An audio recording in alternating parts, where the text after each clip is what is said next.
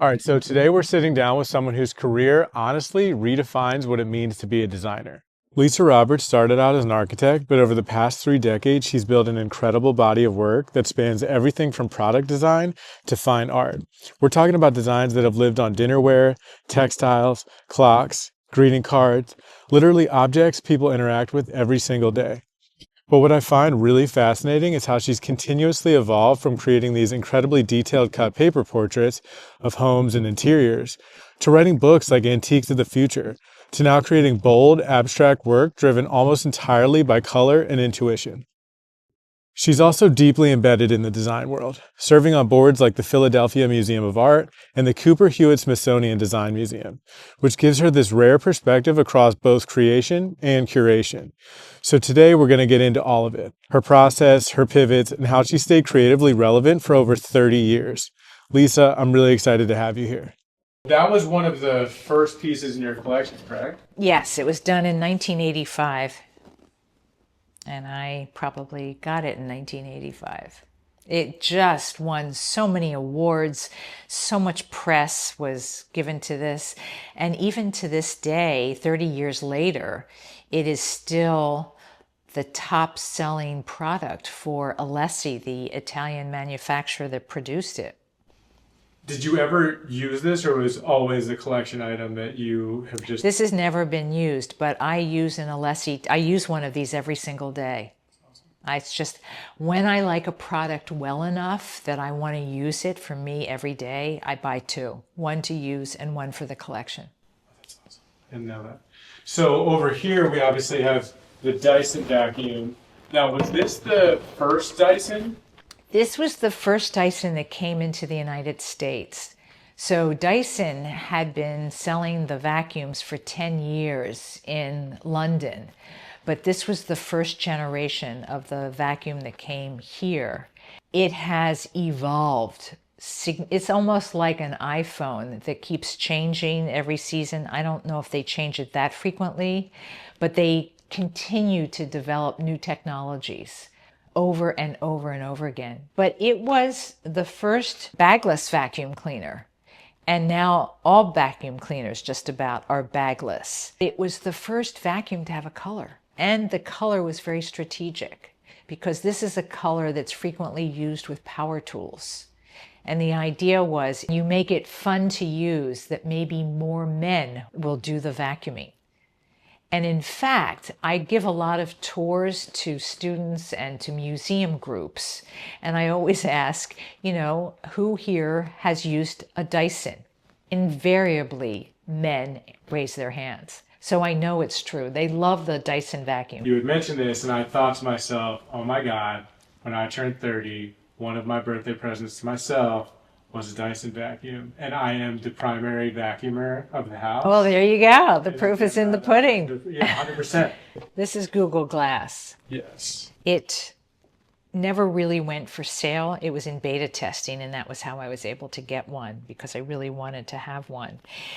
Obviously, it's awkward looking, it's heavy, and nobody really ended up using it. It's a little, it's not easy to use. I did activate it and I was able to see what it was like. It was disorienting. So there were a lot of issues with it, but it got people thinking about wearables. And today, Facebook has, or Meta has, are those Metas? Yeah. I'm wearing them as we speak. I have the first generation iPhone. Still in all the packaging, it's never been used, in the original bag, with the original receipt and all the accessories.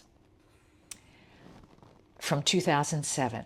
We keep records of all of my Antiques of the Future, and periodically when things go to auction, we get to hear what the prices are.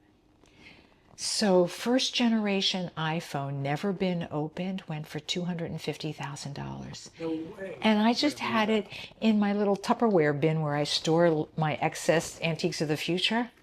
I took that thing, that's the most expensive thing in our entire house. I put it in a safe because I couldn't believe it. But I have the whole first generation. That is so cool. Are there any other ones that surprised you in this collection that you were like, wow, that's gone up quite a bit already? This is called Hot Berta. It's a tea kettle designed by Philippe Starck. And when he designed it for Alessi. He was doing products. He did the Juicy Salif for Alessi, the one that's the spider. Because Alessi does a lot of tea kettles, like the Whistling Bird tea kettle, they asked Philippe Starck to design one. And it's a really curious kettle because you look at it and you say, how does that work? And the way it works, because you think if you put the water in on one side, it's going to immediately come out on the other. In fact, right in here, there's a blocker. So the water goes in and falls down. And then when you pour it out on the other side, it flows very easily. I had written my book, Antiques of the Future, and I put this object in there. And then it went out of production. And when something goes out of production is when the value starts to go up. And so I saw that it was doubling in price. But then Alessi put it back into production. And I happen to know Alberto Alessi because we honored him at the Art Museum.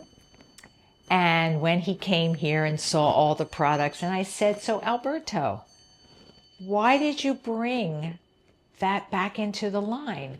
And he says, and how many books did you sell, Lisa, promoting my Hot Berta tea kettle?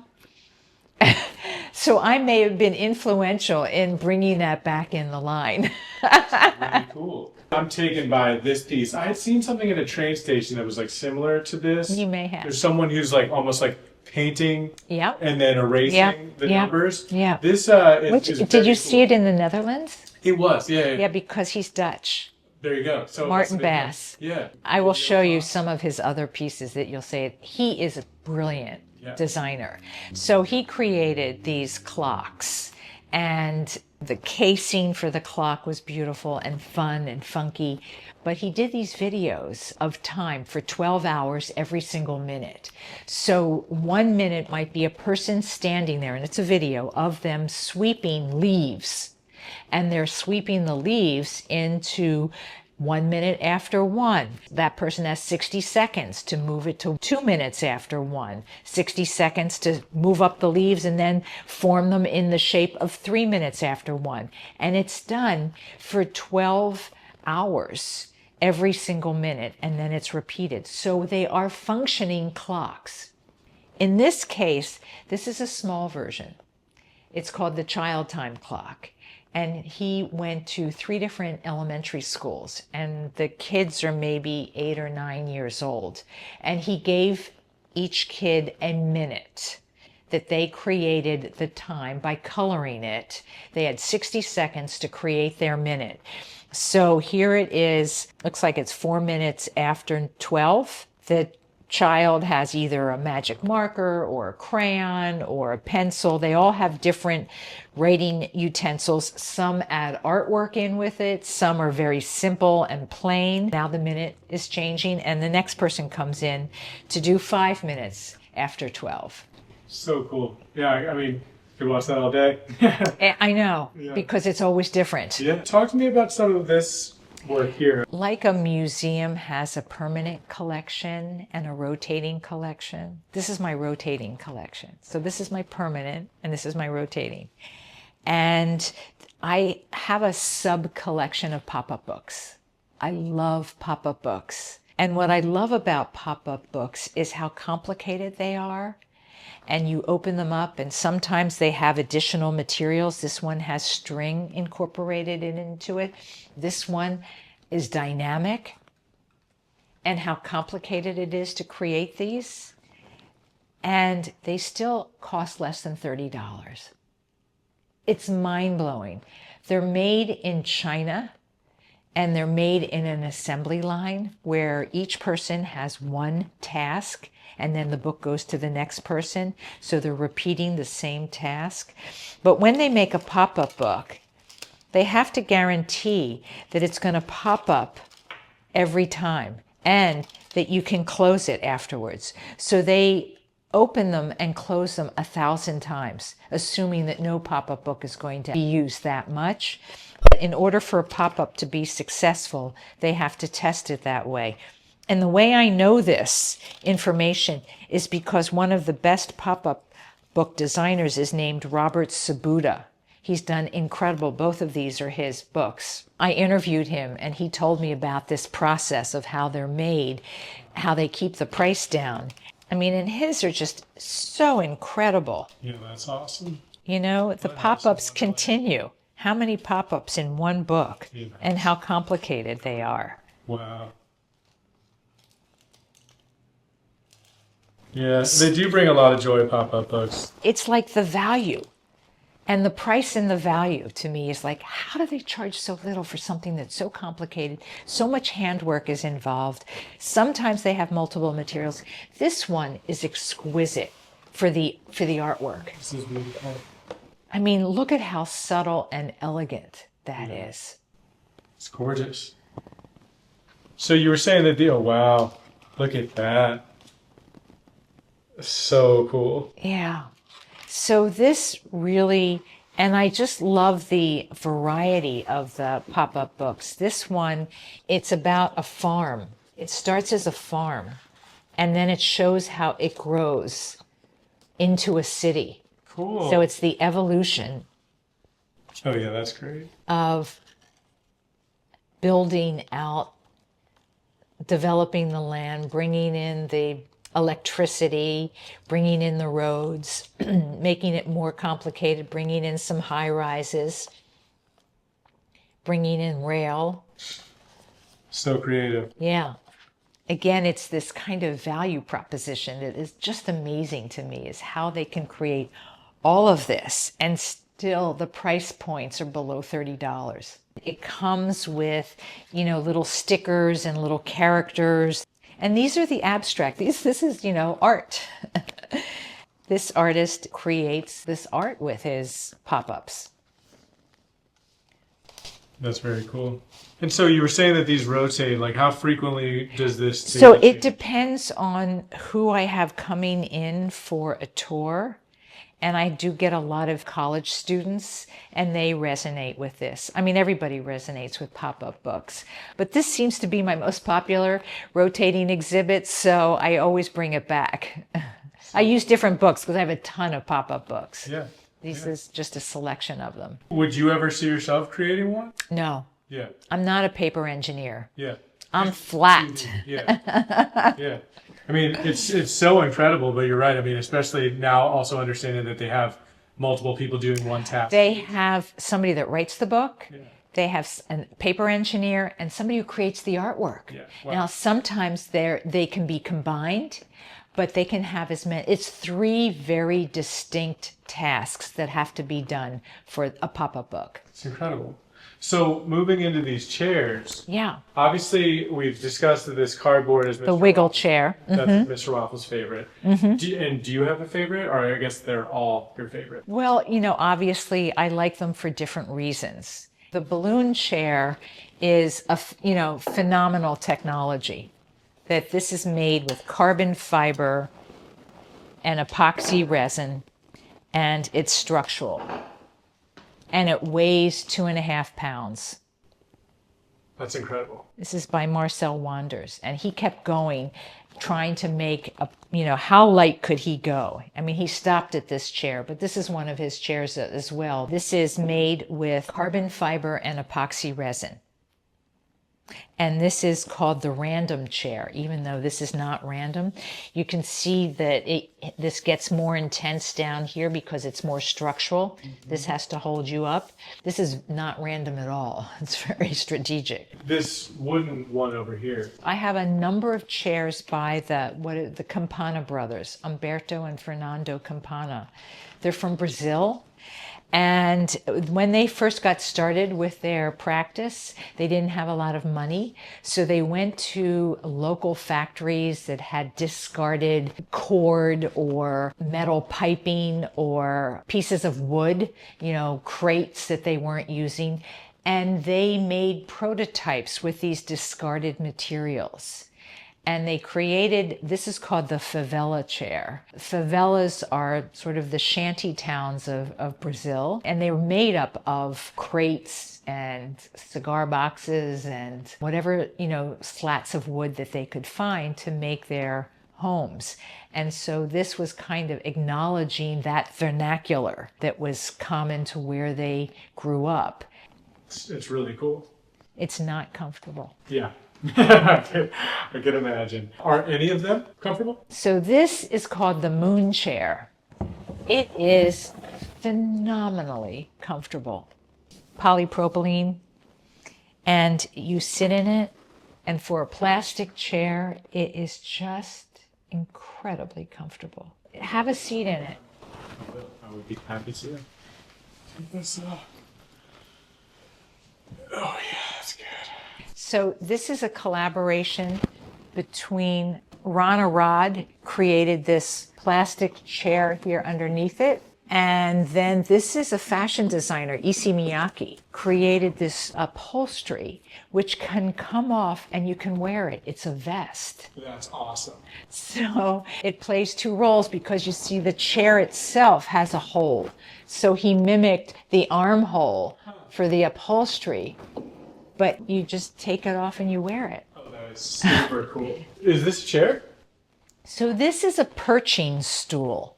This is by Philippe Starck, and this was originally a prop in a movie by Wim Wenders. Wim Wenders is the movie director, and it's called the WW stool for Wim Wenders. He named the stool. So it was a prop that was used at a bar or something, and they're perching at the bar. And then all these people started wanting that chair. So it was put into production. It's very heavy, which is what allows it to be a perching stool. You can't really sit on it, but you lean against it. Thing is, it is so cool. It is completely not functional, but it's in museums all over the world. I believe it. I mean, it's definitely striking. Yeah. These are striking as well. These almost look like a kid's drawing pulled out into the real world. So these are made by Martin Bass, who did the child clock. And it's his clay series. Both of them are part of the clay series. So they look like they're unstable and that a child made them. They actually have steel in them, and they are then coated with clay by hand. So it's a combination of something that's mass-produced and also the handmade, because when the hand touches it, there's variability. But the steel is made to look organic. So it looks like it's unstable. These are precision engineered. That drawer comes out of the little table there like butter. It looks like you'd have to, jerry-rig it out of there because it's so uneven looking, but it just pulls right out like butter. But let me show you something else that he did. Completely different. It's called the Smoke series. He took a chair, he ignites it. The chair starts to burn. It starts to turn to ash. And at some point, he stops burning it and he infuses the ash with epoxy resin. And it completely solidifies it, hard as a rock. And then to contrast the ruggedness of this burnt looking wood, puts a completely smooth leather, beautifully upholstered leather back and seat. He has burned lots of furniture and some famous furniture. Super cool. He's burned pool tables. I was in a hotel that had one of his pool tables that was burned. He's burned pianos. This is his as well. It's a burnt chandelier. When they burn, there's an unpredictability to it. And in this case, one of the arms burnt off. And then he electrifies it. But the whole thing's been burnt. That is awesome. Perfect color, too. Are they all black? They are. Yeah. I think when I walk through here, I think about the era that these things were made. Because this time frame parallels my life in design. It's when I became aware of design. And when I started to collect it, So I know my earlier pieces, I know my later pieces, I know the innovations in technology that now we just take for granted, and that these were some of the first. There's a lot of firsts in my collection, and a lot of them are not produced anymore because this collection started quite a while ago. A lot of the designers have passed away. So it is kind of becoming history now, whereas it was the future, it's a history. Yeah, and that's where the antique meets the Yeah, future. yeah. Now, in a world where AI is starting to not replace arts yet, but potentially blur the line between will arts ever be replaced by machines, do you see that your collection is actually more valuable than ever when we might be at kind of like a breaking point of artists always being the designers or people always being the designers? Like, how do you feel about AI and the arts? So I think we're in the infancy. And in as much as AI is a threat to everything, I was thinking you could say to AI, create a painting that combines Van Gogh and Matisse and make it neither recognizable because you've blended them. So much of what AI is what you prompt it to be. It's when it starts doing it on its own that is the most unpredictable. Here's how I used it. I was doing a piece of work. It was an interior. It had columns. One of the columns, or a series of the columns, were Corinthian columns, and the Corinthian columns are so elaborate, they're hard to recreate in cut paper. They're very three-dimensional. And I had no idea how to create that. So I went to ChatGPT and I said, create a Corinthian column for flat art where it appears three-dimensional. I didn't need to prompt it further. I got it. And I recreated it and it worked perfectly. So it is an incredible tool, but will it compete with our minds? I mean, our intuition? Does it have synesthesia? Is it going to feel color the way I feel color? I mean, that is my talent. It's innate.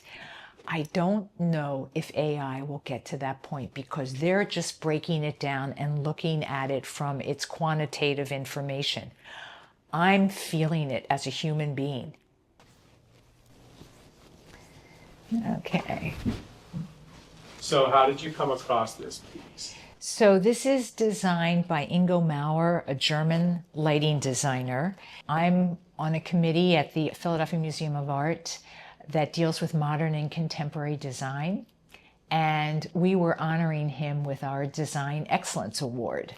So I studied up on his work before our event because I really wanted to become familiar with it. We were also in the process of building our house at that time. And the curator came to me and said, this Porca Miseria, which is what it's called, we really want one of these in his exhibition, but he doesn't do them except for commissions. So the museum asked us if we would purchase it on behalf of the museum so that they could have it in the exhibition. And I said, well, we would buy it for our new house, but they had to negotiate a good price for us and they had to store it for us until we were ready to install it.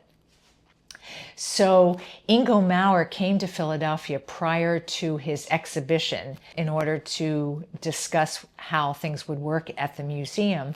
And at the same time, he came here to our house to see where he would create this piece because it was happening a year later. This was an addition to our house and it wasn't built yet, but he had the floor plans, so he knew exactly the dimensions of the space and the orientation to the sun.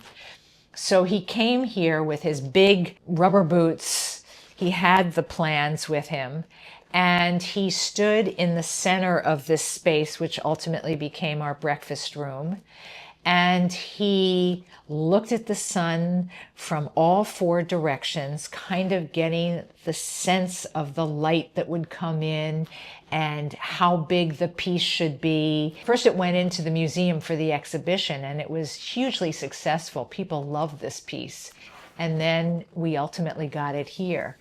It's made with Rosenthal china and silverware. And the idea behind it, it's called porca miseria, which I heard was slang for miserable pig or oh shit. He had seen a movie years ago called Zabritsky's Point, where there was a car explosion. And with this explosion, all these things came out of the car. And that whole action of explosion and things going in all directions stayed in his mind and became the inspiration for his porca miseria, or oh shit, like the whole thing broke and exploded.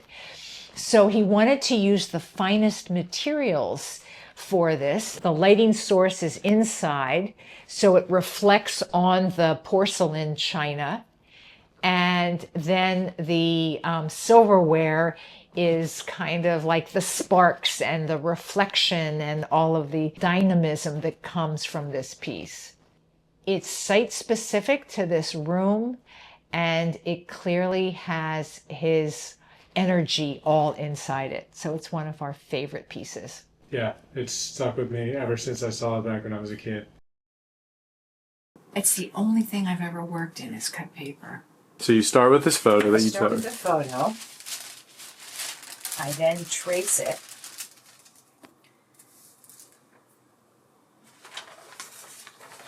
Then I blow up the tracing. I copy it and I blow it up to the size that I want. And then I start to build it. And I build it. And you can see that they don't really look anything alike. I continue to modify. Like these striations, they're not here. Yeah, but it gives a lot of depth to it. But I need to, when I'm building it with the color, it's still telling me that it needs certain things. So I never know all the answers until it's actually being constructed. I can't plan it out entirely in advance. I love that. And also, when you're drawing something like that, and then you're cutting it out, it's going to look different. Mm-hmm. And then, the color balance, how many of these to do, and then how many of these. Where the tension in this whole piece is? There's something that gives you some action. The fallen flowers? Yeah, the petals. Yeah, I love that. They're really critical. Yeah. It's all about... It stood out to me. Yes.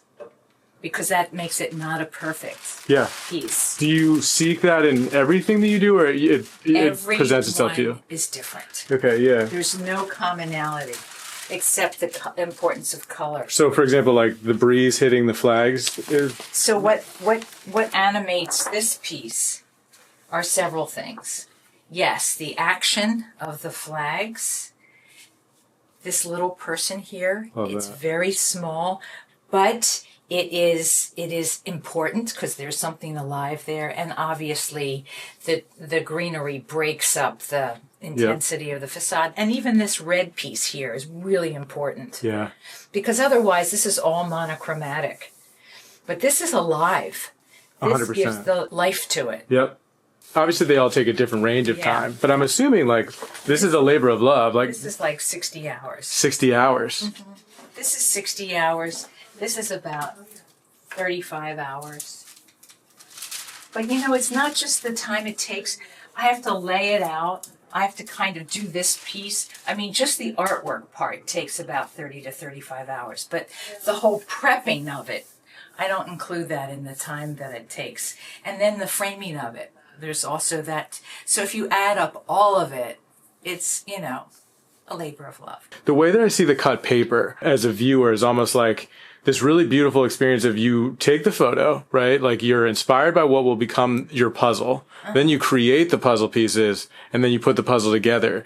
Is it calming? What like emotions? Absolutely. I'm in my happy place and I'm always listening to a book on tape, except when I'm selecting the colors. When I select the colors and I have all of my colors are in files. So they're broken down by color. This is my blue folder. And I have, Wow. all my blues. Yeah. And so when I'm selecting my colors, I have to think. It's not, I can't be distracted. It requires 100% focus. So there's no book on tape at that time? No. All silence? No. Once I've made all the decisions and I'm just following through with it, then I can listen to the book on tape. But when I'm making decisions like color. So here's, this is my current piece that I am doing. So this is what my reference is. So in this series of interiors, I'm adding a cat. Is it Mr. Waffles? It's a black cat. It's Yeah. not intended to be Mr. Waffles. It's intended to be a generic black cat. Got it. Because when I'm doing an interior, and it's not a person's interior, because I do, most of my work is custom. People ask me to do their homes. But when I'm doing a show of generic interiors, there has to be a way to engage the viewer. Somebody's not going to really care about this interior if it's not their home. So the way I do that is by putting an animal in. And black cats are sleek, they have lots of positions, they're very graphic, and they're in some ways generic. But what this does is it gives it a story. There's a narrative. And when the cat is there, in this case, the cat is looking out the window. So you're wondering, what is the cat looking at? So there's some kind of tension that's going on when you add in an animal. So I've only done this, started the backdrop. Ooh, beautiful. And this is, so you can see how different. Of course, yeah. This is what it looks like in the photo, and then this is my interpretation. It's very different, but it starts with that. Mm-hmm. It's so cool to see the layers kind of come to life, like this being the full background. It shows how much depth is in your work, too. But how many layers sometimes do you have?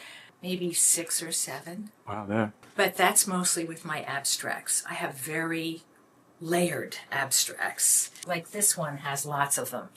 I mean, this is a very big piece. That's so cool. It's like 40 by 48, and that has a lot of layers.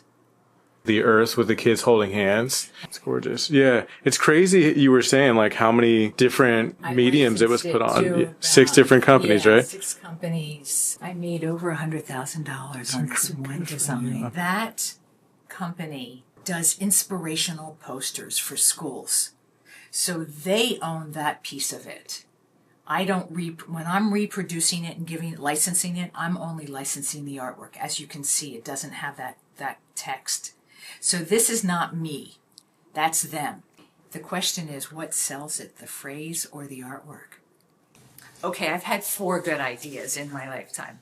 The first was the name Antiques of the Future, which has become my name of my collection, name of my book. People know me by Antiques of the Future. My second was my Kids Around the World design. The third thing was I did this design for the Philadelphia Museum of Art. It's Rocky, the Rocky statue against the Art Museum building. I created the image very quickly because I've been designing products for the museum shop for about 20 years.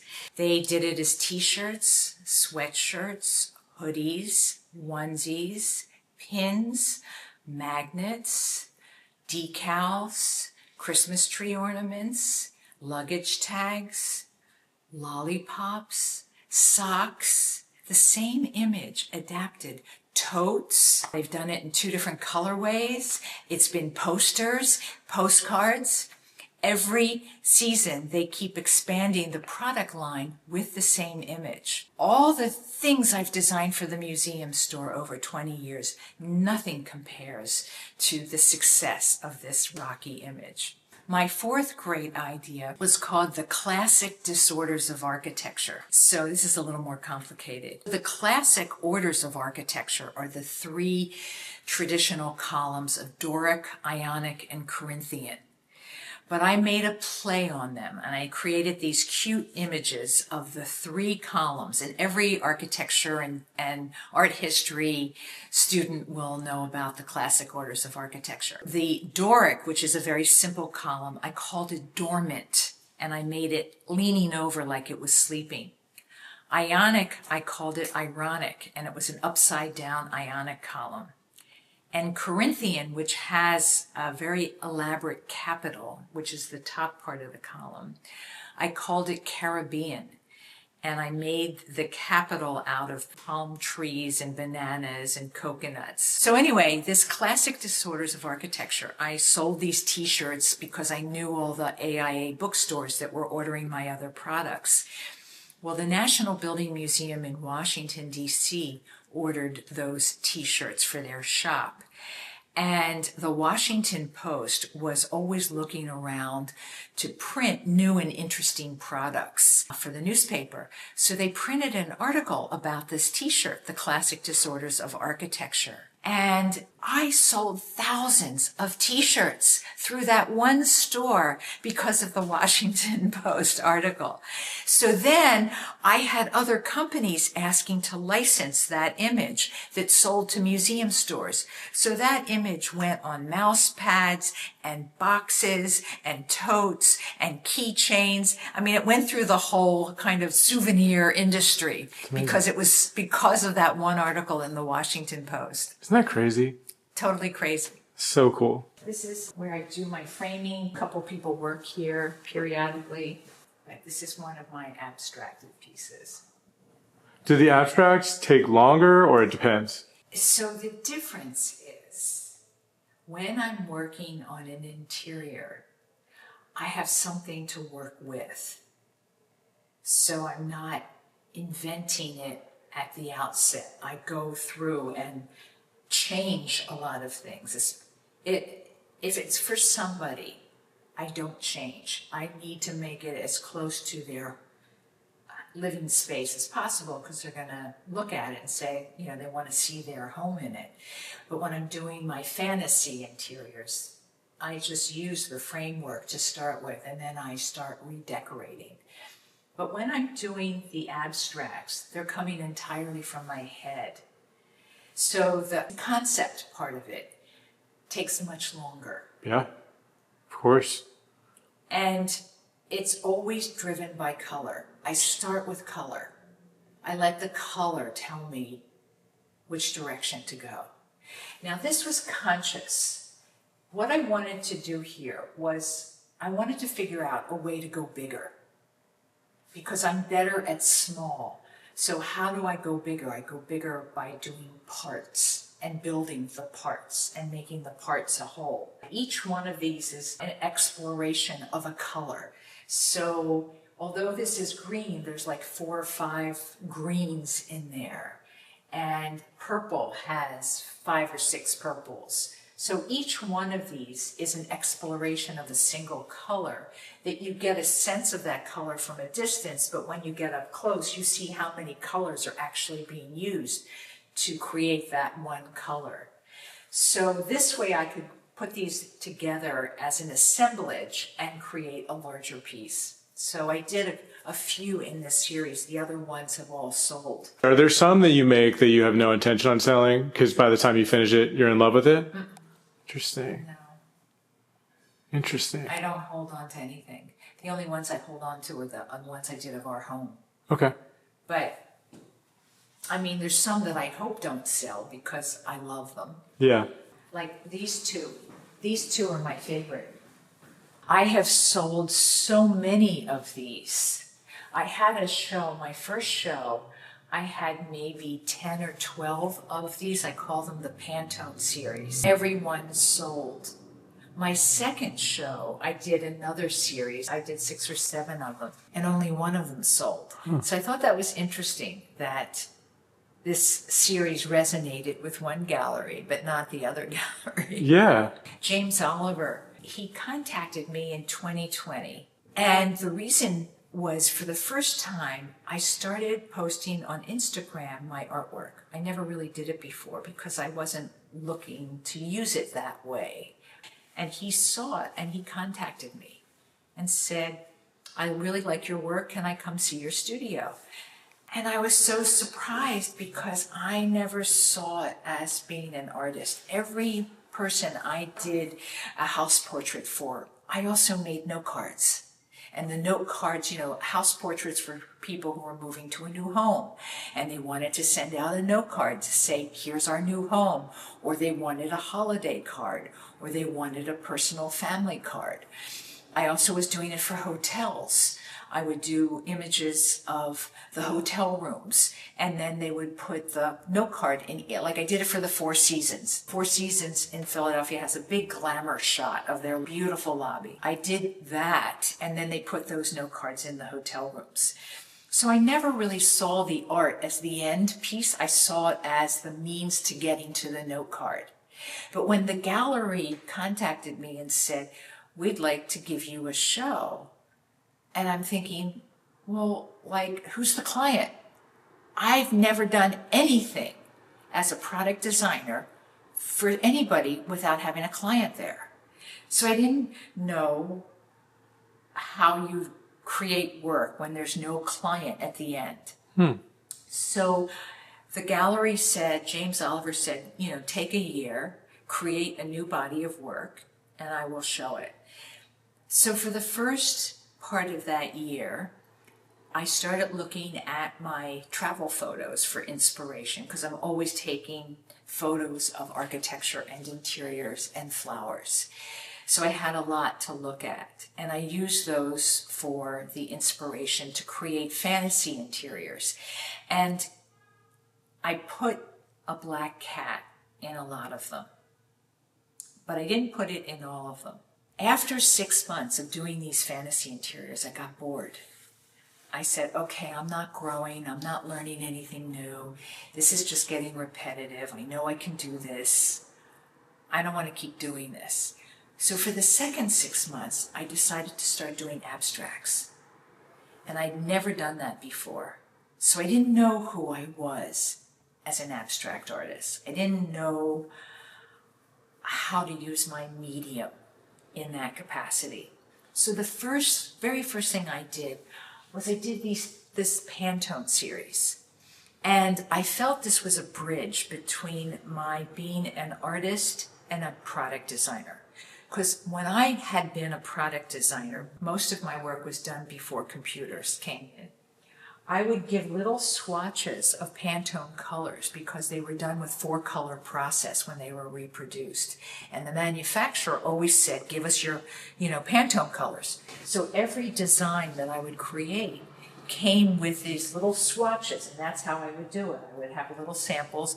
I have a Pantone book, and they come in those little squares, and they tell you the numbers. So I thought that I would incorporate that into my abstract because it references my past and then how I'm now using that with my present. My show, which was a year later after James Oliver contacted me, incorporated 3 things: my house portraits, my fantasy portraits, my interiors, my abstracts, and then I had just written my 4th book, What is Good Design, that I had illustrated. I did all the illustrations out of cut paper, and James Oliver really liked these. And I had the illustrations, I gave them to the graphic designer, and she incorporated the text with the images. And I had the sheet laid out with my artwork positioned where I wanted it to go. And he liked that. I had pencil lines showing the spread layout. And he said, I think those are art themselves. I'd like to include those in this gallery show. So I had my book illustrations also. He felt that this was kind of a interesting artwork as process. I had, 50 or 60 of these. I sold quite a few of them. I bet. I want one. Tricky thing on how to price it, and one of the things I learned is the bigger it is, the more expensive it is. It's not how much time you put into it. Interesting. And that was a real eye-opener for me. Yeah. Because if I was pricing it by how much time I put into it, it would be, that was one of the reasons why I tried to go bigger. Right. Because the bigger it is, the perception is that it's more expensive. Yeah, The interesting. only thing that is more expensive is the frame costs more because it's bigger. Right. But you don't necessarily spend more time with it. So it's a balancing act. So he gave me a threshold of starting. So these were 2,500. Yeah, as they should be. And all of my work comes framed. I do all the framing. So I had the show. I had like 37 pieces in it. I probably sold 30 of them. But the interiors that did not have the cat did not sell. All of the ones with the cat sold. So then I got contacted on Instagram by another gallery, the Morton Contemporary Gallery. She also was interested in my work. So I took another year to create another body of work. And one of the things I did was I think I had 4 interiors that didn't sell. I opened them up and inserted a cat. And then I created some additional interiors. They all had cats. When I had my second show, every single one of them sold. The ones that didn't sell without the cats, once I put the cats in, they sold. Because they're alive. They have a story. I'll show you one of the ones That's incredible. that did not have a cat.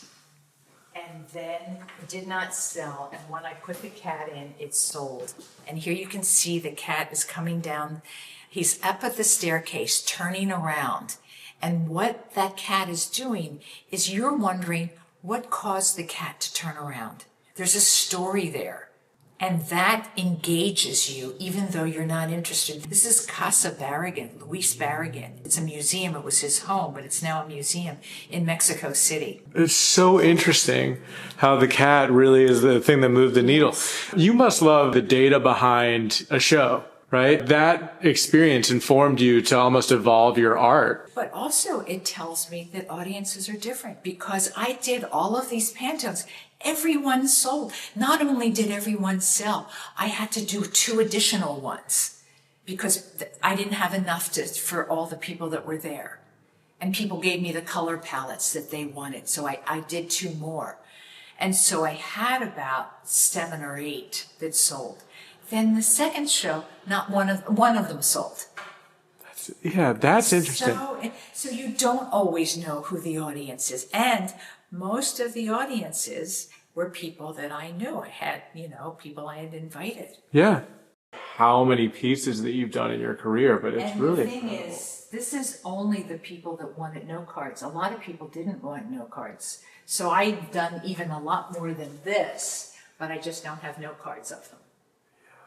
How much is like for the people that do ask you to do like a custom of their space? Yeah. So this is where there's a variable. So when I did the Bellevue is the most complicated one I've ever done, and it was also the largest. So that was $8,500. Some of them I've done for $4,500, but not less than that. Yeah. So I go depending on the complexity of it. That's and the size of it. So cool.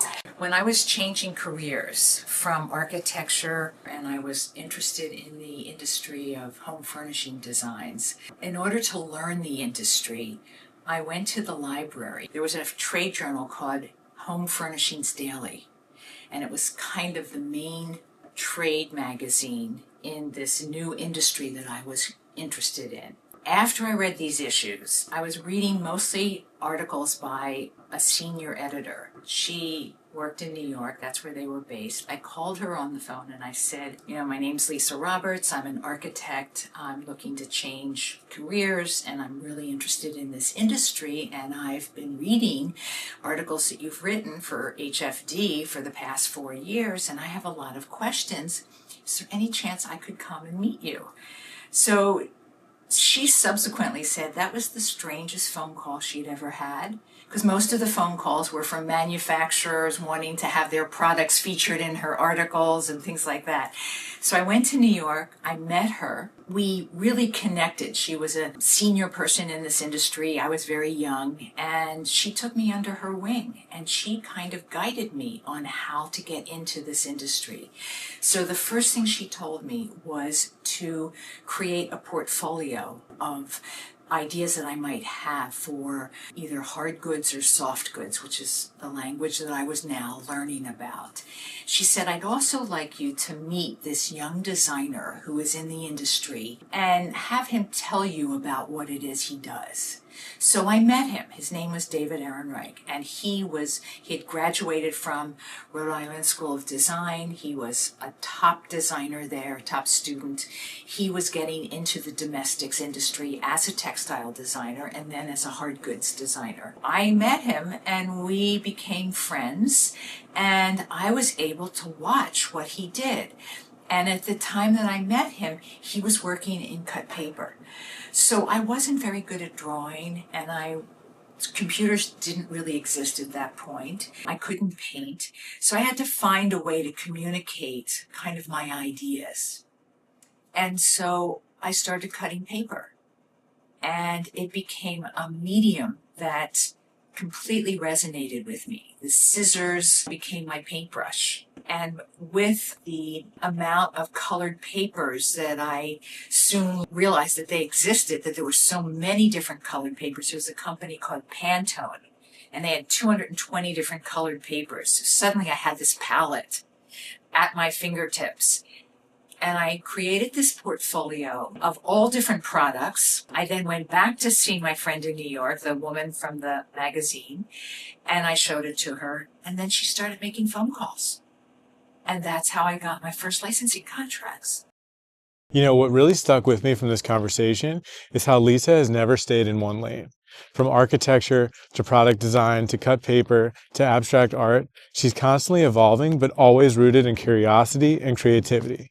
I think that's something a lot of people can take away, especially now. It's not about having one path, it's about following what actually excites you and being willing to pivot when something new calls you. Lisa, thank you again for sharing your story, your process, and your perspective. It's been seriously inspiring. And for everyone watching, make sure to check out her work because there's a lot more to discover there. We'll see you in the next one.